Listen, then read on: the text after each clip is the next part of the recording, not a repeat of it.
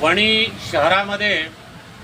ब्रिटिशकालीन जिल्ह्याच्या ठिकाणी नुकतेच विजय महाले ट्रॅफिक इन्स्पेक्टर रुजू झालेत आणि त्यांनी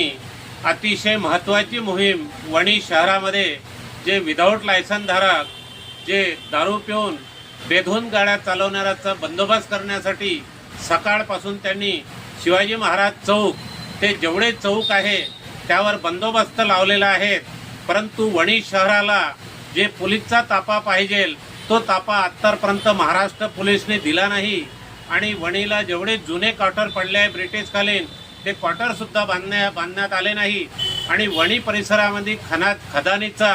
एकदम महापूर आहे आणि अरबो रुपयाची संपत्ती महाराष्ट्र आणि केंद्र सरकारला जातात। या भागामध्ये कुणाला मंत्रिपद सुद्धा देत नाही आणि पोलीस कर्मचाऱ्याच्या कमी बळावर हे काम केल्या जातो आणि काही राजकीय पुढाऱ्याचे जवळचे बगर लायसन धारक पकडले त्यांना सोडण्यासाठी बराचसा राजकीय दबाव येतो। तरी महाले साहेब या दबावातून बचावावं मी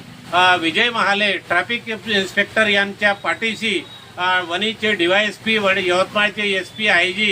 DG साहेबांनी राहावं आणि वणीच्या ज्या युवा मंडळी जे आहे व्यसनाधीन त्यांचा बंदोबस्त व्हावा आणि विदाऊट लायसनची गाडी कोणाची असो चालवू देऊ नये आणि राजकीय पुढाऱ्यांनी जास्तची त्यांची चापलुसी करू नये आणि पोलीस विभागाच्या पाठीशी राहून त्यांचे बंगले सुद्धा पोलीसच्या जे ट्रॅफिकचे जे आहे अधिकारी पोलीस त्यांना नाही आहे राहायची व्यवस्था। मी 86 पासून वणीमध्ये जे सामाजिक काम करत आहे परंतु वणीला घाणीचं साम्राज्य पसरलेलं आहे आणि ट्रॅफिकच्या बाबतीत सुद्धा